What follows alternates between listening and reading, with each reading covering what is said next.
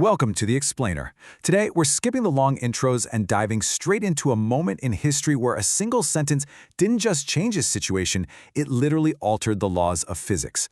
We're deconstructing the story of the Prophet Ibrahim, or Abraham, and looking at how he navigated a moment of absolute, seemingly impossible crisis. So, what do you do when the entire world builds a literal mountain of fire against you? I want you to really picture this terrifying reality. According to our historical sources, we've got a young prophet Ibrahim facing an execution ordered by the tyrannical King Nimrod. And guys, this wasn't just your average bonfire. The texts tell us this fire was so massive that it had to be fueled for an entire month. The heat was so intense, so completely overwhelming, that people couldn't even stand anywhere near the pit. They literally had to build a catapult, a manajik, just to launch him into it. I mean, just imagine that for a second. You're bound, tied up, and about to be fired through the air into a blazing inferno. Now, how exactly did he end up here? Well, the inciting incident comes down to one seriously radical declaration.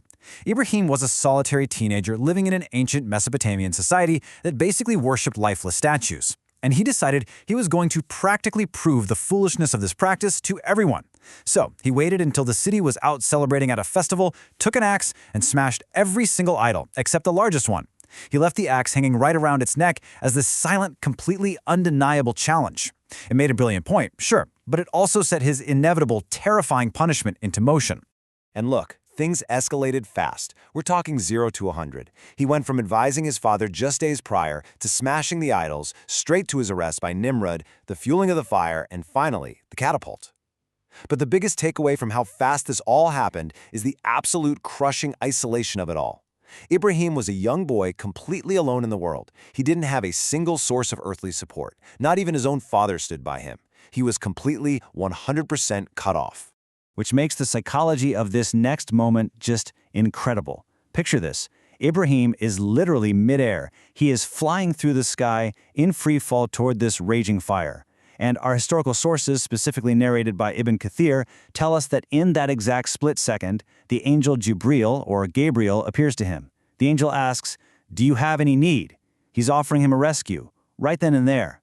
But Ibrahim's response, it's astounding. He says, "From you, no. From Allah, yes." He recognized that true ultimate protection couldn't come from creation. It could only come from the Creator. Even while free-falling toward death, his absolute focus, his tawakkul, remains solely on the divine. All right, so let's unpack the exact combination of words that altered history right then and there. In that midair moment, Ibrahim recited this specific phrase, Hasbunallah wa ni'mal wakil. Translated, that means Allah is sufficient for us and He is the best disposer of affairs. This wasn't just some desperate plea for help. It was the ultimate prayer of absolute trust. It's essentially a highly precise spiritual formula. To really get why he chose this specific phrasing, we have to look closely at the word wakil. In Arabic, a wakil isn't just a helper. Actually, scratch that. It's way more than a helper. Think of an undefeated, absolute master defense attorney.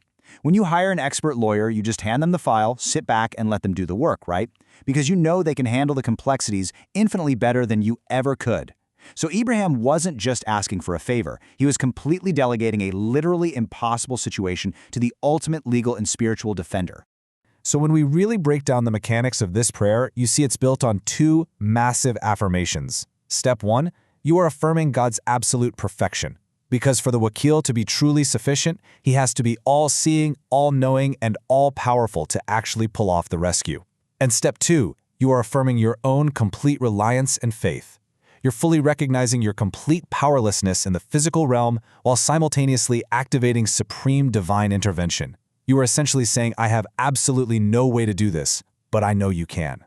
So what happens when you delegate your absolute worst nightmare to the ultimate wakil? The response is immediate. The divine command that followed, which is documented in Surah Al-Anbiya, verse 69, was swift and unified. Whether you're reading it in Arabic, English, Urdu, you name it, the command remains exactly the same. O fire, be coolness and safety upon Abraham. This right here triggered what our sources essentially refer to as the coolness protocol. Now, what's fascinating here, and I mean really mind-blowing, is the specific wording of this command. Notice the words, Bardan, meaning coolness, and Wasalaman, meaning safety or peace. If the fire had simply just extinguished, the residual heat of a month-long blaze would have still killed him instantly. Instead, the very nature, the actual physics of the fire was fundamentally reprogrammed. It was entirely stripped of its destructive properties and transformed into a cool, peaceful garden for him. The ropes binding him burned away, sure, but he remained completely unharmed, just sitting right there in the middle of it. Well, look, this didn't just end with Ibrahim walking out of a fire. It actually became a timeless tool for believers. It turned into a legacy of what the texts essentially describe as a form of spiritual biohacking. People throughout history have used this exact phrase to regulate their internal states when facing their own insurmountable physical and emotional threats. When sheer panic tries to take over your brain, this phrase acts like an override, replacing that fear with absolute love, trust, and complete delegation. To really grasp how incredibly versatile this formula is, let's look at two completely opposite historical crises. On one hand, we have the Battle of Azhab, an utterly impossible physical siege, and on the other, the slander of Aisha, an event of profound, deeply crushing emotional and social devastation. Two drastically different nightmares, but both scenarios relied on the exact same words, Hasbunallahu wa ni'mal wakeel. First up, the physical crisis. At the Battle of Ahzab, you had 1,500 Muslims facing down the largest army in the history of Arabia, 10,000 enemy troops. They were heavily besieged, starving in Medina, completely running out of food. And they did everything in their human power, right?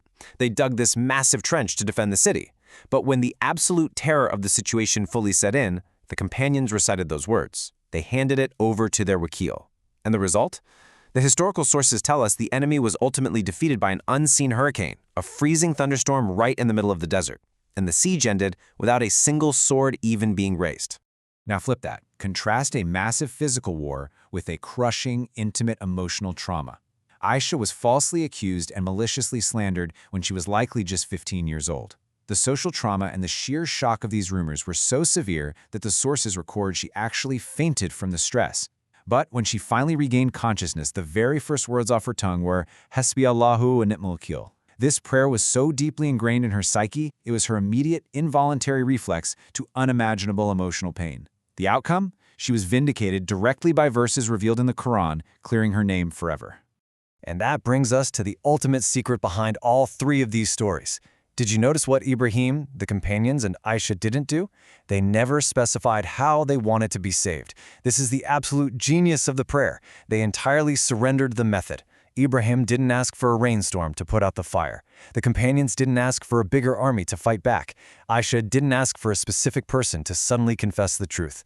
They surrendered the method of the rescue, fully trusting the wakeel's infinite wisdom to handle the how. Which leaves us with one final question for you to chew on today. What fires are you facing right now? Seriously, think about it. And more importantly, who are you trusting to put them out? Are you exhausted from trying to control the how? Or are you finally ready to hand your impossible situations over to the ultimate wakeel? Let that sink in for a bit. Thanks so much for joining me on this explainer, and I really hope this gives you a powerful new framework for whatever challenges you're dealing with right now.